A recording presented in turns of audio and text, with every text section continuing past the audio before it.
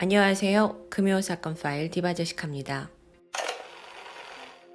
1995년 2월 1일 대구 수성동 황금동에 있는 한 파출소에 어두운 표정의 남성이 조심히 들어섭니다. 그는 쭈뼛쭈뼛 한참을 머뭇거리다가 입을 떼요. 경찰관님, 제 아내와 아이들이 집을 나갔는데 연락이 되질 않습니다. 실종 신고를 하러 온 남성은 이 집안의 가장 38살 김광년이었죠. 2월의 한파 속에 가족들이 추운데 어딜 갔는지 모르겠다며 걱정을 토로하던 남성. 일단 사라진 가족은 32살의 아내 김씨, 그리고 12살 큰딸 혜정양과 10살 둘째 딸 미화양, 끝이 아닙니다. 막내 아들 8살 승일군까지. 김광년의 진술에 따르면 가족을 마지막으로 본 건 5일 전인 1월 27일 새벽이었습니다.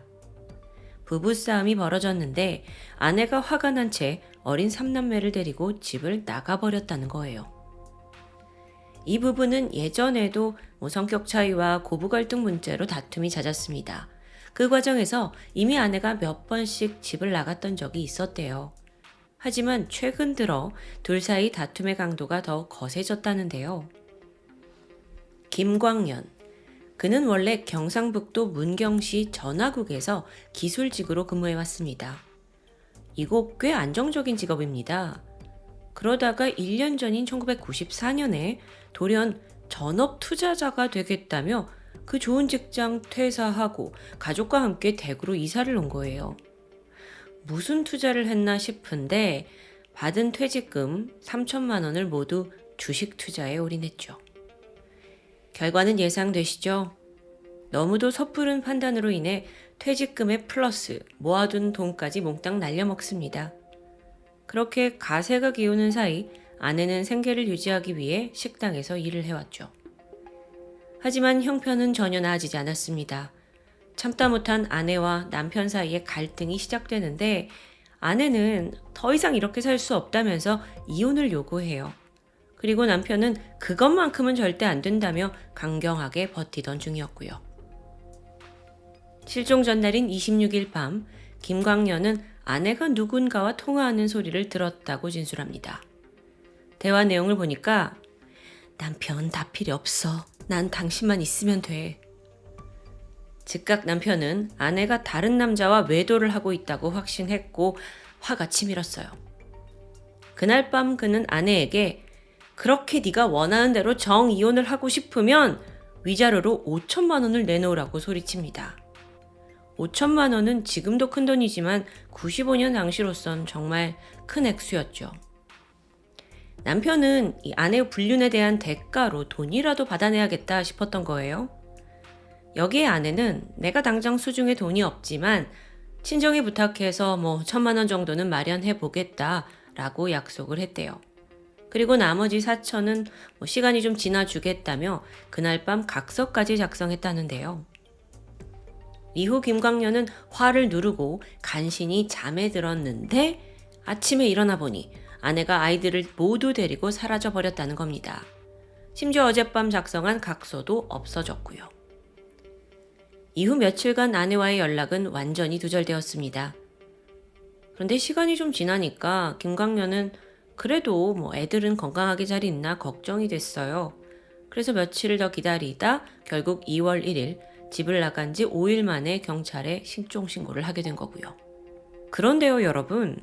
이 이야기를 듣던 경찰의 입장에서는 아이들에게 일단 엄마라는 보호자가 함께 있는 거잖아요. 그래서 이걸 실종이라고 보기보다는 단순 가출로 판단이 되었죠. 또 부부싸움을 했다는 명확한 원인도 들었고요. 그래서 우선은 가출 신고를 좀 접수하고 며칠 더 기다려보자고 김광년을 설득하고 돌려보내게 됩니다. 하지만 며칠 후 이 사건은 완전히 다른 방향으로 흘러가요. 그 연락이 두절됐다던 아내가 집에 돌아온 겁니다. 그녀가 모습을 드러낸 건 신고가 접수되고 6일 만인 2월 6일이었죠. 근데 뜻밖에도 그녀는 혼자였어요. 되려 경찰에게 와서 물었죠. 아니, 우리 애들은 어디 있어요? 애들이요. 경찰도 당황스럽습니다. 남편에 의하면 당신이 다 데리고 나갔다고 하던데? 아내는 황당해하면서 나는 애초에 아이들을 집에 두고 혼자 가출했다는 거예요. 자, 그녀의 주장을 좀 더 들어볼까요? 1월 26일 밤 부부간에 다툼이 있던 건 사실입니다. 이 싸움이 새벽까지 이어졌고 여기에 너무도 지친 아내는 상황을 일단 좀 피하고자 혼자 집을 나오게 돼요. 그리고 열흘 정도 여관에서 지내다가 이제 귀가한 상황이죠. 근데 집에 와보니까 아이들은 다 없어지고 남편만 있었다는 겁니다. 그래서 당신 지금 애들 어디다 뒀어? 애들 어딨어? 막 물으니까 남편이 내가 그걸 어떻게 아냐? 라고 도리어 화를 냈대요. 당황한 아내가 경찰서로 달려와서 아이들의 행방을 묻고 있는 상황입니다. 경찰도 당황스럽긴 마찬가지죠.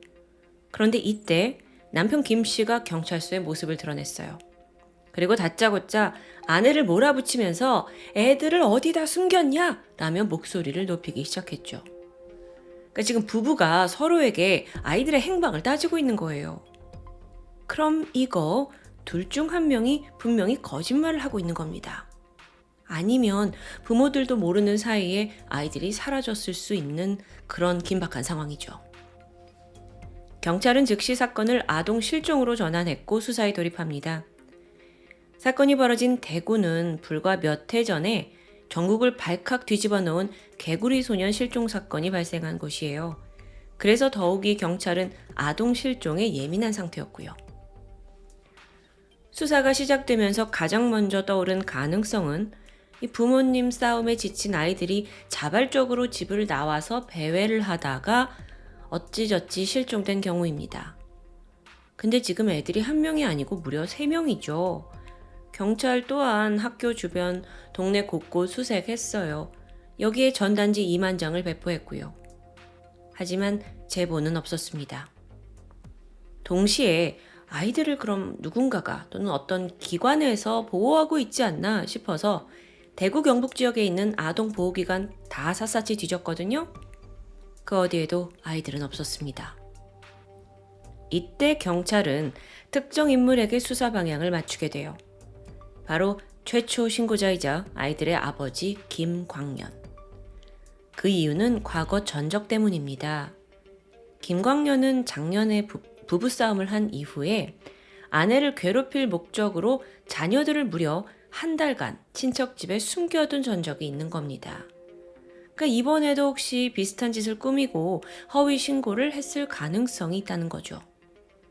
그래서 경찰이 주변 지인, 친인척까지 하나하나 방문하기도 했어요. 안타깝게도 여전히 아이들 행방은 오리무중입니다. 그러던 중 드디어 목격담이 등장해요. 김 씨 부부의 이웃이었는데요. 뭐라고 하냐면 내가 그 27일 낮에 3남매가 집 앞에서 놀고 있는 걸 분명 봤는데? 이러는 거예요. 27일? 이거 남편 김광년의 진술대로라면 아이들은 27일 날이 밝기 전, 그러니까 아침이 되기 전에 이미 아내와 함께 사라진 상태여야 합니다. 어라? 보통 목격자가 거짓 증언을 한 가능성은 낮아요. 그렇다면 거짓말을 하는 건 남편이라는 뜻이 되겠죠. 경찰은 그를 상대로 거짓말 탐지기 조사를 실시했어요. 하지만 김광년은 출석 요구에 응하지 않았죠. 몇 번의 시도 끝에 간신히 조사를 하는데 그 결과가 판독불능입니다. 여기서 유의미한 정보를 얻지 못하거든요. 네, 참고로 당시 일부 기사에서는 그 검사의 양성 반응이 나왔다라고 보도가 되긴 했는데 결론적으로 그것만으로 그를 범인으로 단정짓기에는 무리가 있어 보입니다. 김광년은 계속해서 아내가 그 27일 날 새벽에 가출할 때 아이들 다 데리고 나간 거다라고 그녀를 계속 의심해요. 그래서 경찰도 아내를 용의선상에 올리고 탐문을 시작하긴 했죠. 이때 아내의 진술이 충격적이었는데요. 그녀는 지난 결혼 생활 동안 약 3번 정도 가출을 했습니다. 또 남편 몰래 외도를 한 것도 사실이고요. 당연히 이건 너무나 잘못된 행동이죠. 근데 남편이 그럴 때마다 처가에 연락을 해서 이걸 빌미로 금품을 요구했어요. 그렇게 총 5,200만 원을 갈취했고요. 친정 입장에서는 아무래도 그 당시가 좀 가부장적인 사회 분위기잖아요. 그래서 딸의 흠집을 덮기 위해서 돈을 주면서 사위를 달랬던 것 같아요. 한편 아내는 내가 가출을 할 수밖에 없었던 건 남편에게 일방적으로 폭행을 당해서다라고 억울함을 표했습니다. 실제 사건 당일 김광년은 아내가 아이들을 못 데려가도록 아예 아이들 방문 앞에서 잠을 잤다고 해요. 아내는 그런 남편이 깨지 않도록 조심스럽게 혼자서 집을 나왔고요. 결국 경찰은 김광년의 집과 차량에 대해 수색영장을 발부받습니다. 그리고 그가 이미 최악의 행동을 벌였을 수도 있다라는 불길한 예감이 들었죠. 왜냐면 지금 아이들이 열흘 넘게 흔적도 없이 사라져 있는 상태니까요. 그 결과 김광년이 소유한 차량의 트렁크와 또 집 욕실에서 혈흔이 발견됩니다. 경찰은 앞서 이웃이 27일 낮에 아이들을 봤다는 증언, 그리고 발견되고 있는 이 혈흔을 증거로 김광년을 압박했어요. 자, 형씨, 애들 도대체 어디 있습니까? 당신이 벌써 죽인 거야? 근데 김광년은 끝까지 무슨 소리냐, 아내가 데리고 나갔다 라고 부인하면서 태도를 바꾸지 않습니다. 이때 수사팀이 작전을 바꾸게 돼요. 그리고 한층 좀 나긋한 분위기의 수사관으로 교체를 한 후에 그와 대화를 시도했죠. 아이들이 사라져서 참 힘드시겠어요. 근데 이 아이들이 꿈에 혹시 보이진 않나요? 김광년 씨, 지금이라도 솔직히 털어놓고 이제 우리 애들 좀 편하게 쉬게 해줍시다. 이 방법이 제대로 통했어요. 김광년의 눈이 점점 붉어지더니 끝내 자신이 3남매를 살해했다고 털어놓게 됩니다. 아내가 가출하고 이틀이 지난 1월 29일 오후, 그때까지 아이들은 살아있었습니다. 근데 이때 아내로부터 전화 한 통이 걸려와요. 남편한테 나는 이제 더 이상 집에 들어가지 않을 거다 라고 선언을 하는 그런 통화 내용이었죠. 당시에 시간적으로 봤을 때 설날을 앞두고 있었거든요. 그래서 김광년이 어떻게든 아내를 설득하려고 거짓말을 쓰게 됩니다. 이렇게요. 지금 보니까 집에 애들이 없어. 당신 이거 데려간 거 아니야? 근데 아내는요, 이미 이런 수법 몇 번 당한 적이 있습니다. 그래서 꿰뚫고 있어서 통하지 않았죠. 김광년은 자기가 낸 얄팍한 꾀가 통하지 않으니까 더 화가 났어요. 그리고 복수를 하리라 결심합니다. 그게 바로 자신의 아이들을 살해한 거였어요. 1월 30일 낮 1시 반, 김광년이 말합니다. 얘들아, 엄마 찾으러 가자. 아이들을 차에 태웠죠. 한편으로 그의 한 손에는 20cm짜리 과도가 들려 있습니다. 애들은 오랜만에 아빠와 나들이를 간다고 막 들떠 있었는데 그의 차가 향한 곳은 먼저 처가댁이었죠. 왜 처가댁에 먼저 들렸냐면 혹시나 아내가 거기 있을지 모른다고 생각을 했고 확인차 들른 거예요. 근데 없어요. 김광년은 실망합니다. 그리고 다시 아이들한테 물었죠. 얘들아, 우리 나물 캐러 갈까? 아이들은 아무것도 모르고 신이 났어요. 그리고 김광년은 차를 몰고 가다가 가던 길에 잠깐 철물점에 들려서 삽을 구매했죠. 이후 그들이 향한 곳은 경산시 백청동에 위치한 뱀사골 공동묘지입니다. 그는 적당한 곳에 차를 세웠고 아이들을 주변에서 놀게 한 뒤 자기는 구덩이를 봤어요. 그리고 잠시 후 나이 순으로 한 명씩 아이들을 불러냈죠. 큰딸 이리 와! 가장 먼저 달려온 건 12살 된 첫째 딸 김혜정 양이었습니다. 김광년은 딸의 손목을 운동화 끈으로 결박하기 시작하는데 이때 딸이 뭔가 이상한 걸 감지했는지 아빠 살려주세요! 라고 막 애원했다고 해요. 하지만 이미 이성을 놓은 김광년은 그대로 딸의 목을 졸랐고 이후 과도로 찔러 확인사살까지 합니다. 이어서 10살 둘째 딸 그리고 8살 막내 아들도 모두 한 명씩 같은 방법으로 차례차례 살해합니다. 이후 그는 1.5m 깊이의 구덩이에다 아이들 3명의 시신을 매장했습니다. 도대체 어떤 부모가 이럴 수 있을까요? 심지어 이 일을 모두 끝낸 후에 태연이 집에 돌아와서 비디오를 불려보는 여유까지 부렸대요. 이건 인간의 모습이 아니었어요. 추 김광년은 마치 반성을 하는 듯 아이들에겐 죄가 없어요. 내가 죽일 놈이죠. 근데 이 모든 게 다 아내 때문이라고요. 막 이렇게 말을 했다고 해요. 그러면서 자기가 가뜩이나 지금 주식 투자로 재산을 날려서 예민한데 아내가 자기 신경을 건드렸다면서 끝까지 아내 탓을 합니다. 이건 너무 모질이 같아서 좀 할 말을 잃게 만들더라고요. 자, 그럼 그건 그거고 그럼 애들을 왜 죽였냐? 라는 질문엔 아이들을 보면 아내가 떠올라서 화를 참을 수 없었다고 설명합니다. 이런 김광년의 자백 다음 날 경찰은 뱀사골 공동묘지 정상 부근에서 흙과 낙엽으로 매장된 아이들의 시신을 발견했습니다. 시신은 피투성이 상태로 이 추위에 꽁꽁 얼어붙어서 너무나 참혹한 모습이었어요. 신속하게 재판이 진행되었죠. 복수심에 눈이 멀어서 자기 자식 3명의 아이를 무참히 살해한 아버지 김광년. 그는 대법원에서 사형을 선고받았고 교도소에 수감됩니다. 그러다가 1999년 광복절 특사로 사형에서 무기징역으로 감형되면서 현재까지 생존해 있습니다. 마지막으로 숨진 첫째 딸의 일기장에 이런 문구가 적혀져 있었습니다. 엄마가 돌아왔다. 집이 다시 시끄러워지겠다. 부모의 잦은 다툼으로 어린애들이 얼마나 괴로워했고 고통받았는지 짐작할 수 있는 대목이죠. 부모의 눈먼 이기심, 그리고 자식을 고유한 인격체로 보는 게 아니라 자신의 소유물로 여긴 어리석음이 결국 이런 비극을 초래하고 말았습니다. 부모로 인해 고통받는 죄 없는 아이들의 사연, 언제쯤이면 여기서 그만 소개할 날이 올까요? 정말 마음이 무거워진 사건이었습니다. 지금까지 금요사건 파일 디바제시카입니다. 안녕하세요. 금요사건 파일 디바제시카입니다.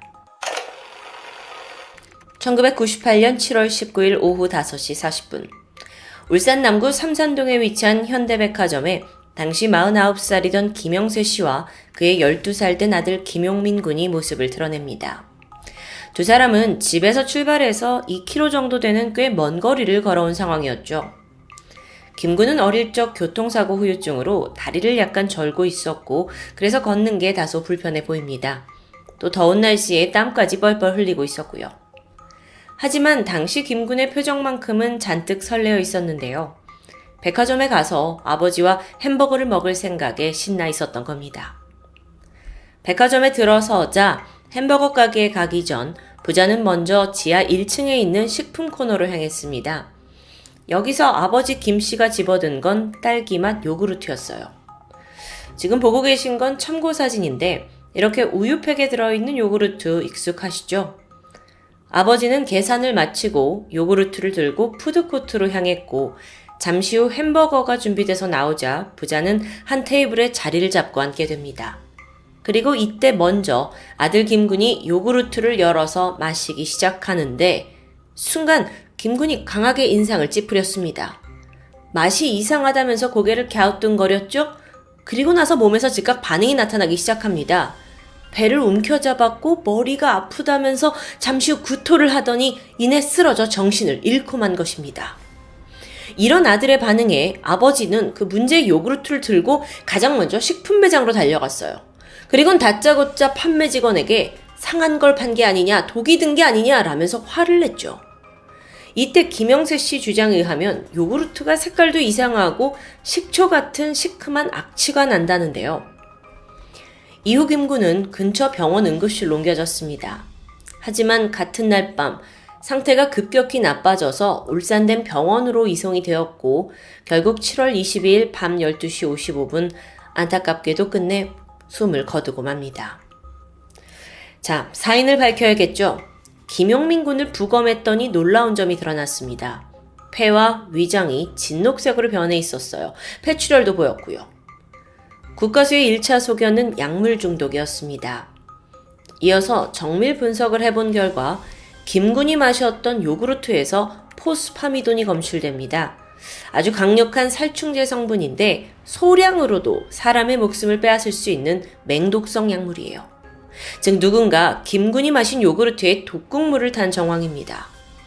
경찰은 문제의 요구르트 용기를 수거해서 살펴보기 시작했는데 이상했어요. 누군가 독국물을 주입했다면 용기에 주사 바늘 같은 자국의 흔적이 남아 있어야겠죠. 근데 없는 겁니다. 해당 요구르트는 이렇게 바닥이 사각으로 된 우유팩 형태인데 양손으로 입구를 잡아 당겨야 열립니다. 한번 뜯으면 누가 봐도 모양이 바뀌는 그 우유팩이에요. 그런데 확인 결과 백화점 지하에서 이 요구르트를 구매한 후에 테이블에 앉아서 마시기까지 이 물건은 분명 새 거였습니다. 그렇다면 경찰은 범인이 미리 입구를 개봉해서 살충제를 넣은 뒤에 그걸 다시 붙였을 가능성도 검토해보았죠. 하지만 용기에서 접착제 성분은 나오지 않았는데요. 혹시 공장에서 제조를 하는 과정에서 살충제가 들어간 걸까요? 요구르트 공장을 조사한 결과 제조부터 포장까지 모든 공정은 자동식이었습니다. 만일 여기서 누군가 이물질을 주입하려고 했다면 기계 전체의 작동을 멈추어야만 가능한 일이에요. 게다가 문제의 요구르트와 같은 시각에 제조돼서 전국으로 팔려나간 그 제품은 총 8,158개. 그중 오로지 김군이 마신 단 하나의 제품에서만 문제가 발생했다는 건 글쎄요.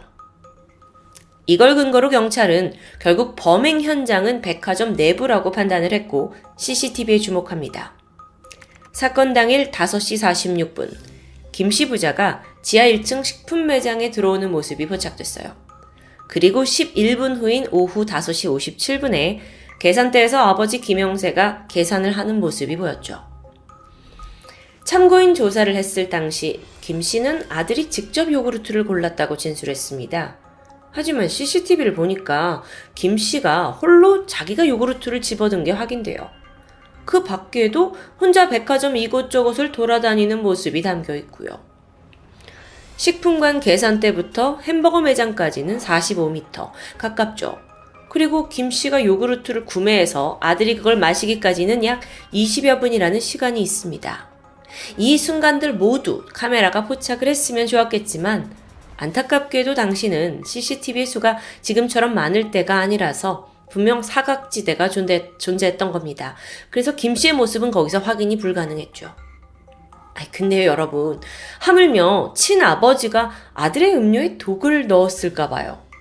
근데 또 확실한 건 이 요구르트는 김씨 부자 외에 다른 사람 손에 넘어간 적이 없다는 건 확실합니다.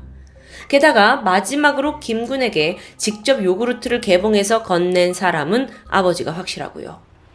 그렇게 김영세 씨에게 의심의 화살이 쏠리게 됩니다. 사실 사건 직후 김영세의 증언과 행동은 어딘가 이상했어요. 기억하세요? 아들이 구토를 하고 정신을 잃고 있는 가운데 냅다 식품관 직원에게 달려가서 따진 것도 좀 이상했죠. 게다가 당시 그는 요구르트에서 강한 식초 냄새가 난다고 말했어요. 하지만 정작 백화점 직원들은 냄새를 별로 느끼지 못했는데 이게 중요한 포인트입니다. 실제로 범행에 쓰인 살충제는 색깔만 있을 뿐 무취에 가까워요. 그래서 향이 나는 식품, 그러니까 특히나 딸기 요구르트와 섞일 경우에는 먹기 전까지 전혀 이상을 느낄 수 없습니다. 그런데도 왜 김씨는 냄새가 난다고 했던 걸까요? 여기에 더해서 아버지 김씨가 한 말도 성급했습니다. 요구르트에 약을 탄 거 아니에요? 여러분, 음식을 먹고 탈이 날 경우 보통은 식중독을 의심하는 게 일반적이죠. 근데 사건 직후부터 독극물 이야기를 꺼낸다? 당시에 이걸 들은 그 직원 당사자들조차 굉장히 의아해했다고 합니다. 사실 요구르트에 살충제가 들어있다는 건 사건으로부터 8일 후에나 밝혀진 게 사실이죠. 그러고 보니까 이 부자의 행색도 어딘가 기묘합니다. 피의자 김용민 군은 그날 아주 낡은 차림에 속옷마저 입고 입지 않았어요. 하지만 정작 아버지는 말끔한 정장 차림이었고요. 그리고 또 이들이 병원에 갔을 때 백화점 직원 한 명이 동행을 했는데 당시 병원에 환자를 접수할 때 아버지 주머니에서 나온 물건이 의외였습니다. 바로 건강보험증이었죠. 평소에 이걸 다니는 경우는 흔치 않죠. 그래서 이걸 본 직원도 좀 의아하다고 느꼈습니다. 마치 아들이 병원에 올 걸 예상한 사람 같았거든요. 그렇다면 여기서 드는 가장 큰 의문점. 만약 아버지 김영세가 범인이라면 도대체 왜 어린 아들에게 이런 끔찍한 범행을 저지른 걸까요? 참고인 조사 당시에 김영세는 자기를 의심하고 있는 경찰한테 아주 강하게 불쾌감을 드러냈습니다. 내가 내 아들을 왜 죽입니까? 글쎄요. 이유가 있다면 이제 찾아봐야겠죠. 일단 김영세가 어떤 사람이냐? 그는 1976년에 결혼을 해서 2남 3녀를 두었습니다. 한때는 경기도 남양주에서 전자제품 가게를 직접 운영하기도 했지만 사업에 실패했고 1983년 울산으로 이사를 해서 금속업체에서 일을 하게 돼요.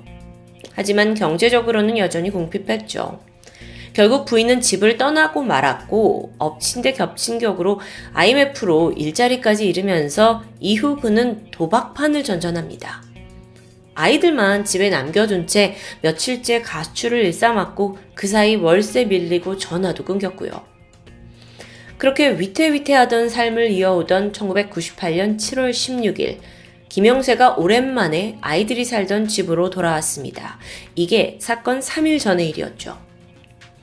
아이들 중에 특히 막내 김용민 군은 누구보다 아버지를 반가워했어요. 김 씨는 오랜만에 만난 아들에게 먹을 걸 사주겠다고 했고 그렇게 둘은 백화점으로 외출에 나섰다가 막내가 싸늘한 주검이 돼서 돌아왔던 겁니다. 한편 그 사이 동네 사람들 사이에서 떠도는 소문이 하나 있었는데 경찰 귀에 들어옵니다. 이 용민이가 5살 때 교통사고를 당하고 나서 아버지가 그 보험금을 수령했는데 애 다리는 고쳐주지 않고 그 돈을 전부 도박판에서 탕진했다는 이야기. 돈? 보상금? 이거라면 살인의 이유가 충분하죠. 경찰도 가능성을 의심했습니다. 하지만 김영세는 내가 지난 1년 동안 뱃일을 열심히 하면서 돈을 꽤 모았다 라고 반박했습니다. 그래서 사실인가 싶어 조사를 했더니 고작 8일간만 선원으로 일한 사실이 드러납니다. 계속 거짓말을 하고 있어요. 게다가 김영세는 평소 술을 마시면 입버릇처럼 하던 말이 있습니다. 그 약이라도 먹여서 용민이를 죽여야 되는데. 아니, 평범한 아버지라면 절대 입에도 올리지 못할 아주 끔찍한 발상이죠. 어쩌면 그는 아들이 마실 음료에 살충제를 탄 뒤에 탈이 나면 음료회사나 백화점에 손해배상을 청구하려던 걸 수도 있습니다. 실제로 아들 빈소에서 이 문제를 백화점에 해결해주지 않으면 시신을 술에 싣고 가서라도 항의하겠다 라는 과격한 말도 남겼고요. 심지어 여기에 더불어서 김영세가 사건 전날과 전전날에도 같은 백화점을 혼자 찾아와서 똑같은 요구르트를 구매한 사실이 새롭게 드러납니다. 이건 분명 사건을 계획한 정황이에요. 빼박 증거라는 거죠. 이렇게 범인이 좁혀지던 상황에서 이제 강도 높은 조사만 남아있겠죠? 그런데 문제가 발생합니다. 김용민 군이 사망한 지 이틀 만인 24일 오전 10시 아버지 김영세가 병원 빈소를 나간 뒤에 그 길로 연락이 두절된 겁니다. 그는 그 전날인 23일 밤 10시부터 새벽 2시까지 약 4시간 동안 경찰서에서 참고인 조사를 받았어요. 이후 빈소로 돌아왔고 날이 밝자 좀 씻고 오겠다면서 13km 떨어진 삼선동의 목욕탕에 들어가게 되죠. 그런데 이후 자취를 감춘 겁니다. 의도적으로 사라진 것으로 보이죠. 그렇게 이 사건의 유력한 용의자이자 피해자 아버지인 김영세의 행방은 지금까지도 묘연합니다. 물론 가끔 목격담이 존재하긴 했어요. 2002년과 2004년 각각 울산과 언양의 한 도박장에서 목격됐다는 제보가 있었는데 이때 경찰이 현장을 덮쳤지만 이미 그는 사라진 후였습니다. 이후에도 종종 그가 시골 마을 재래시장을 돌아다닌다, 시골의 아주 깊은 곳에 은둔을 해서 도인 행세를 한다 등등의 제보가 들려왔지만 끝내 신변을 확보하는 데는 실패합니다. 12살 소년이 살충제 요구르트를 마시고 살해당한 잔혹한 사건이에요. 심지어 그 범인이 아버지일 수도 있다는 너무 가슴 아픈 이야기죠. 한동안 이 사건은 정말 전국을 떠들썩하게 만들었지만 김영세가 오랫동안 잠적하면서 사람들의 기억 속에서 사건은 점점 잊혀져 갔습니다. 그렇게 2013년 6월 공소시효까지 만료될 위기에 처했을 때 이대로 끝낼 수 없었던 사람이 있습니다. 검찰은 김영세를 피의자로 재기소하기로 해요. 자, 그러기 위해서 새로운 수사 기법을 사용하게 되죠. 그건 바로 진술 분석 기법입니다. 사실 검찰 측, 경찰 측이 김영세를 만난 시간도 아주 짧아요. 그래서 가지고 있는 증거라고는 범행 직후에 그 참고인 조사 4시간 동안 했잖아요. 그 4시간짜리 진술이 전부였어요. 그래서 여기에 프로파일러의 도움을 받아서 그 진술을 하나하나 뜯어보게 되는데 안에서 의심스러운 정황이 상당수 발견됩니다. 그 특징 중에 하나를 꼽아보면 김영세는 아들이 쓰러진 후에 벌어진 일에 대해선 아주 상세하게 진술했어요. 반면 사건이 있기 직전, 특히 그 사건 당시에 대해서는 겨우 3문장 정도로 압축해서 진술했던 겁니다. 심지어는 누가 요구르트를 샀는지에 대해 주어도 없고요. 시간도 생략했어요. 그러니까 자기가 주체가 되는 행동에 대해서는 그냥 간단하게만 얼버무린 거죠. 이건 종종 범인들에게서 나타나는 특징이라고 합니다. 혹시 모를 말실수에 대비해서 범죄를 은폐하는 전형적인 방식이고요. 이 증거를 바탕으로 검찰은 드디어 김영세를 살인사건 용의자로 재기소했고요. 덕분에 공소시효 만료를 하루 앞둔 2013년 7월 17일 극적으로 공소시효가 15년 더 연장됩니다. 하지만 그럼에도 불구하고 김영세는 사건 발생 25년이 지난 지금까지도 행방이 묘연합니다. 그가 아직 살아있다면 70대 노인이 되었겠죠. 여러분 지금 보고 계신 이 얼굴을 잘 기억해 주세요. 이 사람은 아직까지도 우리의 평범한 이웃으로 살아가고 있을지 모릅니다. 그저 오랜만에 만난 아버지를 따라 햄버거를 먹겠다는 설레임으로 외식에 나선 어린 아들입니다. 그를 매정하게 버린 너무도 비정한 아버지. 그런 사람이 자신의 죗값을 치르지 않고 2다리 쭉 뻗고 살게 할 순 없겠죠. 해당 사건이 결코 잊혀지지 않고 하루빨리 범인이 검거되길 우리 모두 바라고 있습니다. 지금까지 금요사건 파일 디바제식합니다.